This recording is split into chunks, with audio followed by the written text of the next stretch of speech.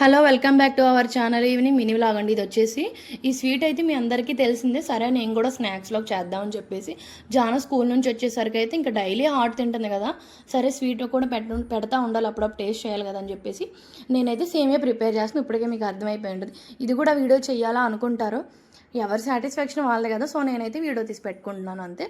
ఇంకా ఫస్ట్ అయితే ఒక బౌల్ అయితే తీసేసుకుని నెయ్యి అయితే 2-3 స్పూన్స్ అయితే నెయ్యి వేసుకున్న తర్వాత కాజు ఉన్నాయి, కాజు వేసేసుకుని అవి కొంచెం కరెంట్ పోయింది నాకు. కొంచెం అవి కాజు ఏంటంటే కలర్ చేంజ్ అయిపోయింది, మళ్ళీ కరెంట్ వచ్చేసింది నాకు మిడిల్లో.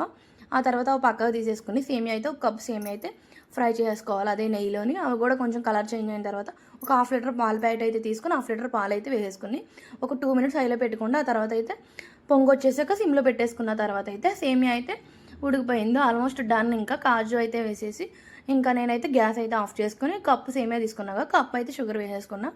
ఇంకా సేమియా అయితే అయిపోయింది, కంప్లీట్ అయిపోయింది. ఫ్రిడ్జ్లో పెట్టుకుని ఒక 1/2 అవర్ తర్వాత తింటే చాలా చల్లని సేమియా అయితే రెడీ.